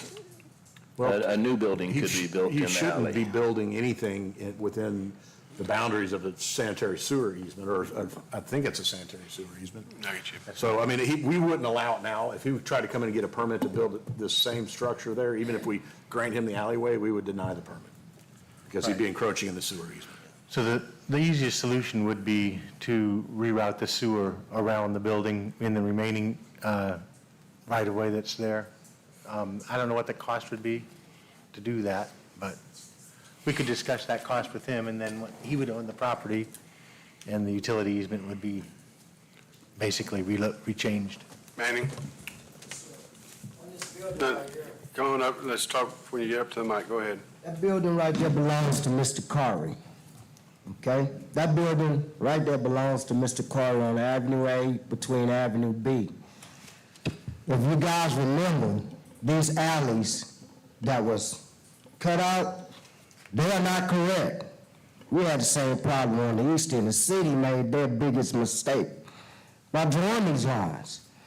So when the city made the mistake, now you want to put it on the owner. It's not the owner's fault. We've been having these issues concerning easements for generations. And it always came out the city draw the lines wrong. Just bought that property on Avenue D. Same thing with the title company. This building might be on his property because he didn't add to that building. That building been like that for over 30 years. That building right there. So how all of a sudden this building is in the city's easeway when the city been there when that building been there 30 years? Well, that was, Manning, that was Velasco, way before it was Freeport. And so, you're going to have to deal with some of that plating issues when Freeport took it over. But anyway, very good. Yes, ma'am.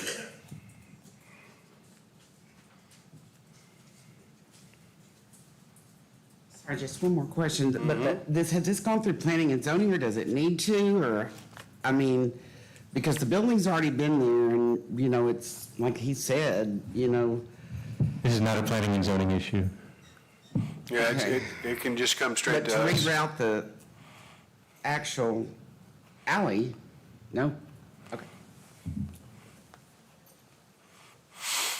Okay, all right, well, council, what's your pleasure? I kind of like that encroachment idea, but that would take us off the agenda now to get that done. Well, it might give us an opportunity to revisit with the property owner and see really what he's trying to accomplish. If we did any kind of a consent to encroachment, or we came back to this and he really wanted it in fee, And we could include some language in here about the relocation of the sewer line, maybe get some costs associated with that. Just food for thought. All right, well, then I would move to table item number 10 at this time. Is there a second? No, second it, Mayor. Thank you, sir. Item number 10 is tabled. Thank you.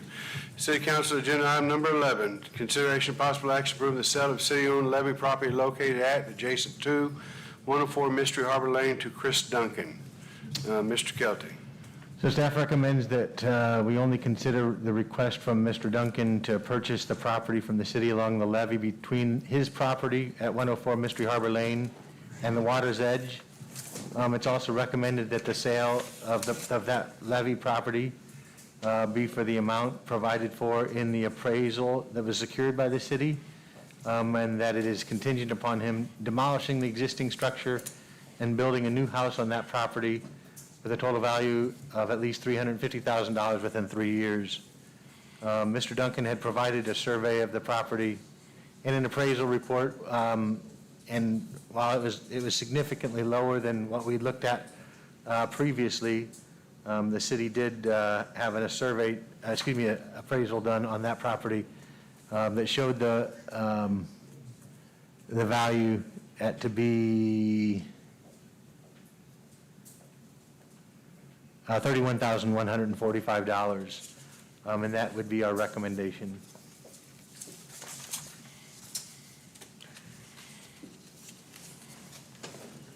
Well, the appraisal I read said 30,000.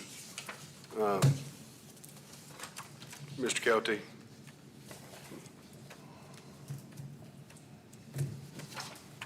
I stand corrected. All right, so what you're saying is that the staff recommends selling it to Mr. Duncan For $30,000. $30,000 with the idea that he builds a new house on the property with a total value of $350,000 within 3 years. How did we get that $350,000 value? Based on the value of the property after the properties are joined together, and the cost of it was one that I came up with. If council wants to require $400,000 or $250,000, that would be up to council. That was just my recommendation. All right. That's a minimum, I would. Well, and how did you come up with the 3 years? It's just 3 years has been standard, what we've used before. Is that what we did with Yes. the so Lucy Ware property? That's what we did with, yes, Ms. Ware. All right.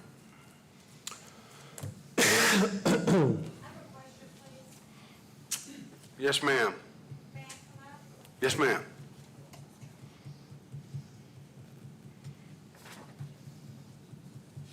Thank you.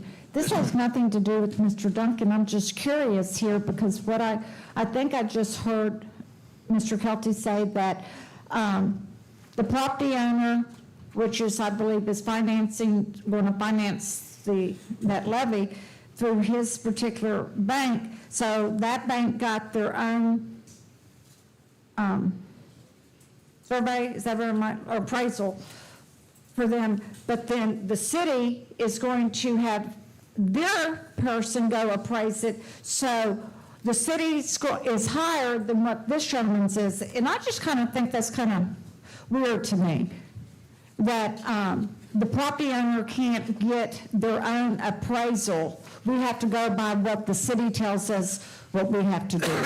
I just think that's rather funny. Thank you. Thank you, ma'am. The appraisal that he had supplied provided about a 50-cent a square foot cost. The appraisals we had done a year ago, and the appraisals we had done a year ago were actually not by the same appraisal we used this time. It was by Barry Coleman. These appraisals actually were done by a gentleman by the name of Michael Lane, who's a very reputable appraiser. And his appraisals came in very close to what the same appraisals that were done on Ms. Ware's property, which is just a block away, basically, in the same location. Also approximately the same price per square foot. I have a question, Mr. Kelty. Why, on agenda item number 10, we had an appraisal done as a BPO, yet on number 11, we did it with an appraisal with a licensed appraiser. And I'm just curious, why are we using a BPO in one instance to assess value and not across the board consistently? So based on the value of the property, an appraisal generally costs anywhere from $750 to $1,200. And based on the value of the property, and in consultation with our city attorney, the letter of the broker's opinion of value is sufficient because of the value of the property we're looking at is quite low for the item for the previous item we discussed and for the one that's coming up later.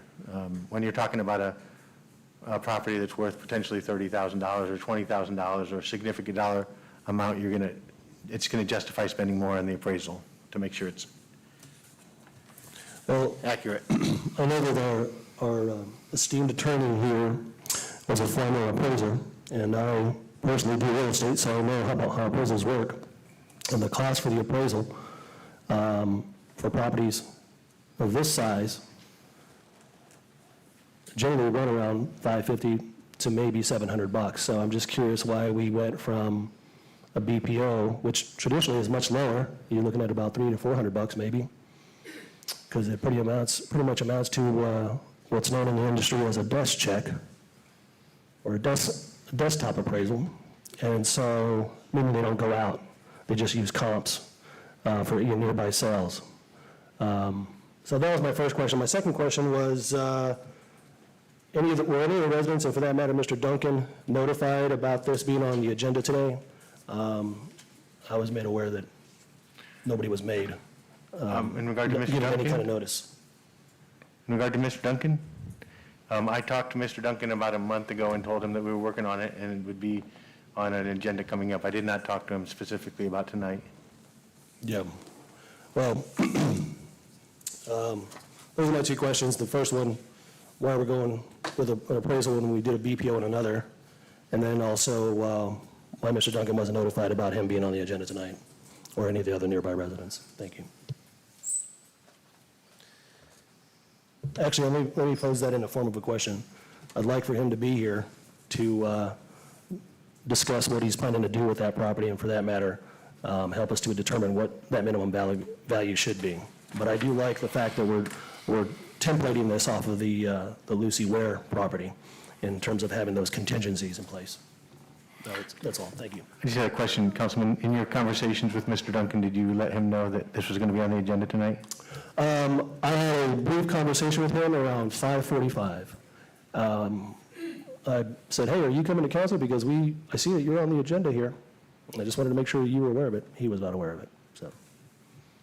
And I don't have contact with anybody else, any of his adjacent neighbors.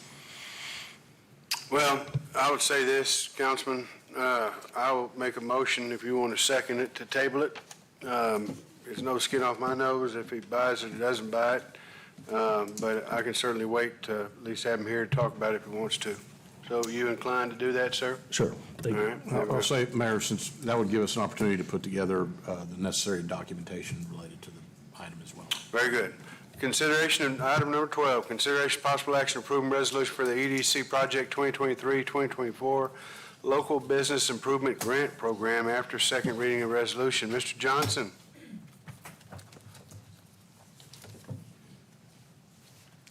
Good evening, Mayor and council members. We're here for the second reading of the Business Improvement Grant Program.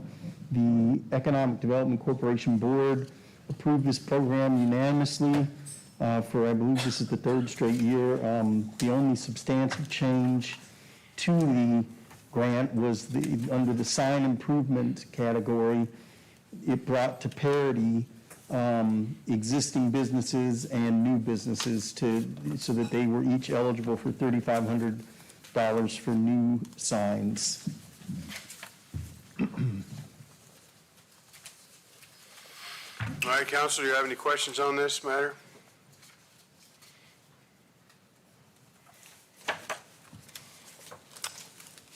Hearing none, is this the second reading that we need to actually read? I had a question repeating the first question I had at the first hearing. All right, well, let's get the reading out of the way, then you'll ask your question, please, sir. Go ahead, Mr. Kelty. A resolution of the City of Freeport, a resolution of the City of Freeport, Texas containing a preamble approving an economic development project to be enacted by the Freeport Economic Development Corporation and providing that this resolution shall take effect and be enforced from and after its passage and adoption. All right, thank you for that reading. We now have a comment, Mr. Pena. I just want to make sure that any of these grants afford our mom and pops a better incentive, a better ability, or an easier ability to participate, whether that's through the process of review, the thresholds of being qualified to participate, and for that matter, the dollar amounts for the local businesses that have been here, privately owned, mom and pops. And I wasn't sure if that recommendation in the last meeting, at the last hearing, the first hearing, was taken back and taken into consideration and for that matter implemented. Was it? So far, we've only had mom and pops applying for this grant. We haven't had any chains applying for the grant. So Taco Bell won't get a chance to utilize this sign, or they will? Theoretically, they could, but they haven't applied, and I don't know if the board would approve it. That it would be at the pleasure of the board. I was just saying, as I drive down Brazosport Boulevard, you got to kind of lean your neck over to see where the sign is. It'd be nice to see one right there on the street. Just trying to help them out, visibility-wise. All right, folks, so any further questions for Mr. Johnson? If not, I'll entertain a motion. Mayor, No, we don't need a motion, actually. We're just reading this a second time. It says consideration of possible action. Yes, after a second reading, it's up for approval. I'm nice to y'all, and y'all all just front me. Just telling you what it says, Mayor. Okay, well, and the lawyer tells me the motion was already made. I don't know, I hope not. All right, good. All right, I'll entertain a motion. Mayor, I'll make the motion to approve item number 12. Thank you. Is there a second? Mayor, I'll second that motion. We have a second. Any further discussion? All those in favor say aye. Aye. All opposed? Motion carried unanimously, Clarissa. Thank you. Thank you, Council. Thank you, sir. Remember, the 18th. All right, thank you. All right. Mr. Petty, City Council Agenda Item Number 13, consideration of possible action approving emergency road repair at Quintana and Avenue D intersection not to exceed $30,000. Yes, sir. Just background information on this. On 8/25 at approximately 4:30 p.m., the Freeport Police Department responded to an incident at that intersection. Volkswagen had crossed over that intersection, and the oil pan caught the manhole riser, which caused some damage to the car. After looking at that intersection, there's been some settling in the asphalt and in a subgrade base that needs repairs to correct that issue. So we're looking at not to exceed funding of $30,000. I've received one quote so far that's at $30,000, but I have two more companies coming down tomorrow from Houston to give me some more quotes. But we wanted to get on the agenda not to exceed that $30,000 so we can get that intersection repaired as soon as possible. It's in this year's fiscal budget. It's funded already in the streets and drainage funds. And there's photos attached so you can see how the intersection, when you come across Avenue D and you hit that intersection, it sinks down and bounces, and the Volkswagens have their engines in the back of the car. That's how it clipped it. So anyways, that's what staff's recommending council to approve tonight.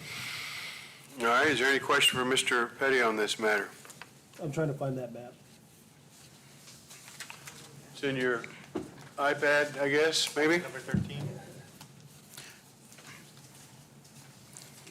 While he's looking, Mayor, I'll go ahead and make a motion to approve. Thank you. We have a agenda motion. Item number 13. We have approval, motion to approve agenda item number 13. Oh, well, we're going to still have some conversation. Do I have a second?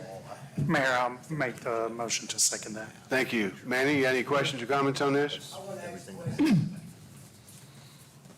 Well, not really a question. On Cedar and on the west side. Manning, can you speak in the mic, please, sir? On Cedar on the west side in Ward A. Right where you got there with all the construction, with all the streets, you come down Cedar, they got a hole about this big on the left-hand side if I'm coming towards my house. That hole's so big, when I hit my car, it ripped off my whole bumper. But the construction just happened over there. It's a bad hole, that needs to be taken care All right, thanks, sir. Anybody else? Mr. Just for clarification on Cedar, that is part of the Phase 2. They're going to be replacing that portion of the concrete road as well from 9th to 12th. All right, Manny, you hear that? All right, thank you. Councilman Penny, you found it yet? I got the map from Mr. Olson. Thank you. Mr. All right, Olson. very good. Any further questions or discussions? I just have one question. Yes, sir. How far around that manhole are you going to repair? It's the entire intersection. The entire intersection? Yes, sir. So from, Stop sign to stop sign, all four ways. The whole intersection will be redone and restabilized and everything else, so it'll be repaired. okay. I see the picture of this, of the street condition here. I'm just trying to find it on the map. It's right behind 7-Eleven. What block? Where Stripes used to be, and it's 7-Eleven now, right there at that intersection of Avenue D and Quintana. Blocked off 288.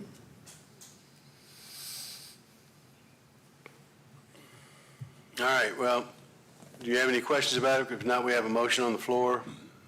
And Yeah, the question I have is, what was the nature of the emergency on this particular situation, or this particular site? it was in your packet, if you read it. I don't know what who the nature of I'm the asking emergency Mr. was. Coulson. No, I'll I'd tell like to you. hear the No, content. I'll tell I you. don't need you to answer these Yeah, questions I for know. him. You're not playing defense for him, are you? Yeah. well, He was a attorney? Yeah, I guess I believe so. it. Yeah. So basically what happened is a VW bug was going over it and hit it, and it ripped out its oil pan, and therefore it had a pretty big problem and emergency, and we needed to get out there and get it fixed. So that's basically what you said earlier when you read it to us. I believe you read it to us as well at first, so. Once the city becomes aware of the issue, then we are required to fix it, or we become liable if something else happens. Yep. So with that, all those in favor, say aye. Aye. All opposed? Nay. Nay by Councilman Pena. So it's 4-1. Thank you, sir. Work session. We got a little something different here from legal here. City council may deliberate and make inquiry into any item specifically listed as a subsection under the itemized sections A through H below, or an item appearing on the city council agenda for this meeting on matters related to community events or on matters that are not within the jurisdiction of the city for consideration by city council. City council may not deliberate on any city matters not specifically disclosed under this work session or on this posted city council meeting agenda. City council members and the mayor always reserve the right to request a matter be placed on a future agenda for consideration. With that, Councilman Pena, Ward A, announcements and comments.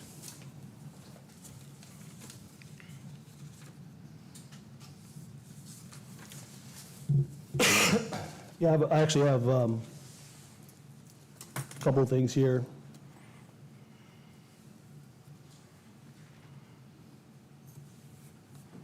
Good evening, Freeport.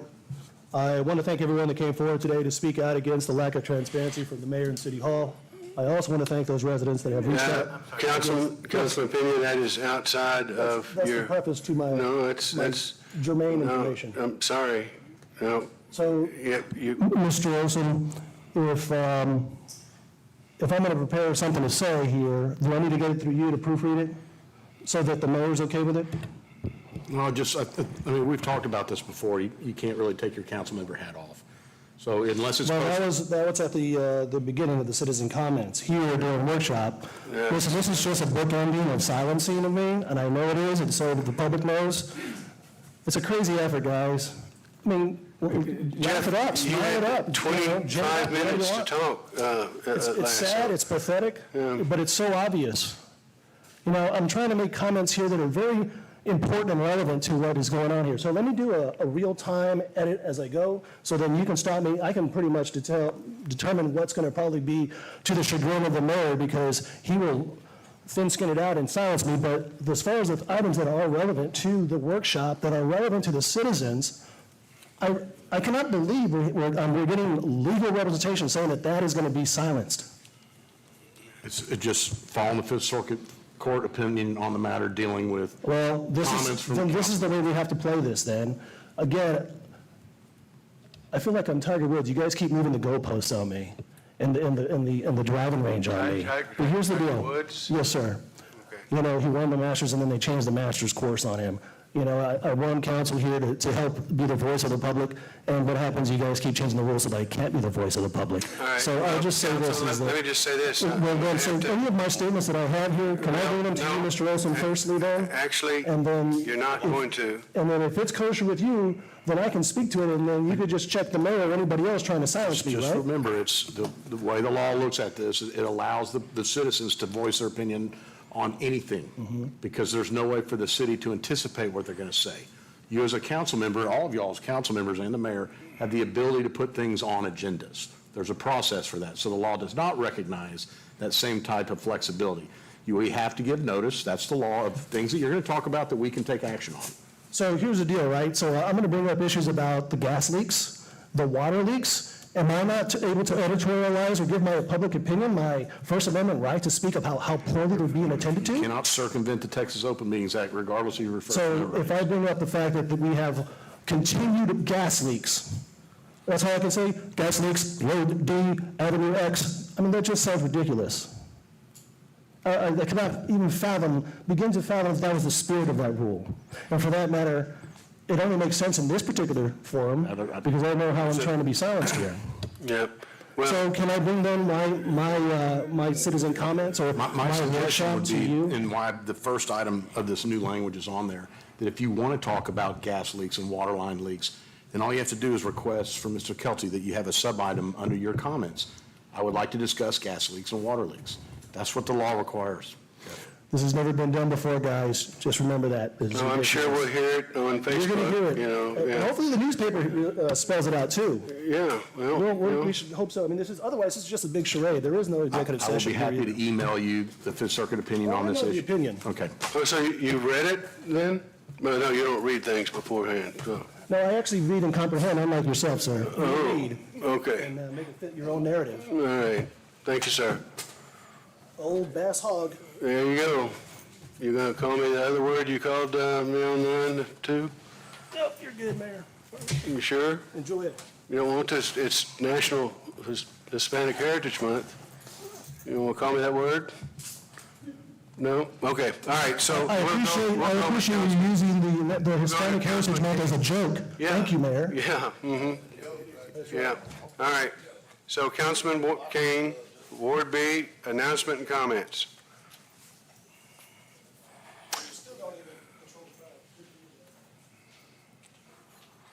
Councilman Kane, Ward B. I'm trying to figure out what I can say now. Actually, y'all really can't say anything right now, but that's okay. Let me just say, it's a good way to look at, just having open council comments was never intended for y'all to have discussion about relevant issues before the city, because it's not giving proper notice to the citizens. It's really for you to get an opportunity to talk about, hey, there's a church bazaar coming up next weekend, or do you know the county fair is going on in 2 weeks? We'd really like y'all to come out and see it, or social events. Or if you want to talk about gas leaks or Put it on the water agenda. leaks, put it on the agenda. And you can Say- talk about things that are already That's posted right. on the agenda, just not things that aren't. There you go. It's a violation of the Texas Open Meetings Act. All right. The Ward B is pretty good. All right, very good. Councilman, Madam Morris, Ward C. Thank you, Mayor. I have done a lot of training from the TML, so I know what I can talk about. First off, I would like to thank all the residents who attended in person and viewed online. Thank you to all the residents who spoke during citizen comments and agenda items. I'd like to thank Taco Bell for coming, having their grand opening today. Let's get out and support them, along with our mom and pops. And then the last thing that I want to make mention is on September 23rd at the Freeport Municipal Park, I am going to have a town hall for all Ward C residents. I want y'all all to come. I'll bring donuts, coffee. Please let me know what y'all's issues and concerns are. That's why I'm having this. 9 a.m. to 10:30 a.m. underneath the Freeport Municipal Park Pavilion. There you go. Well done. Councilman Rosso, Ward D. Yes, I just have a couple of things. I want to thank the city manager for moving quickly on an item that I brought up in the last meeting. I want to thank Lance. In 2 occasions, he came out and did some mowing, and he fixed some water leaks.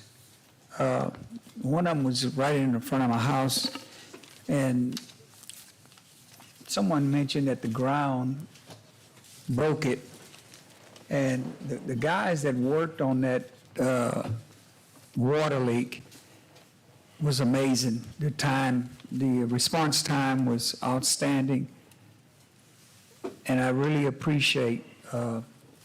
I even got a comment from a resident that the city is getting cleaner, and you guys know that that's one of my deals is a clean city and drainage. And I just wanted to give those guys kudos for helping out the way they did, and their response time was awesome. Thank you, sir. The last thing I would say is that, gentlemen, there is the performance evaluation. Mr. Kelty, you've received it. I'd like it back by Monday, September 11th, if at all possible. And with that, I will entertain a motion. Oh, excuse me, Mr. Kelty. I just wanted to announce that the Mexican consulate is actually here in town today. They're at the library.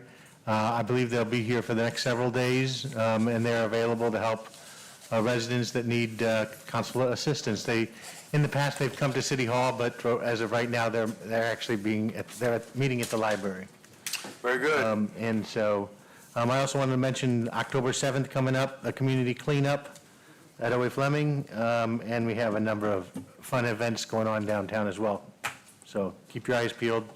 We'll be sending more announcements out. Thank you, ladies and gentlemen, for attending tonight's meeting. With that, I'll entertain a motion to adjourn. Mayor, and something that I learned, if there's no longer anything prudent that we have to talk about, meeting's adjourned. We do not have to make a motion. Yeah, I used to joke, you just walk out and you lose a quorum, so, but there's nothing wrong with formalizing the adjournment. I'll say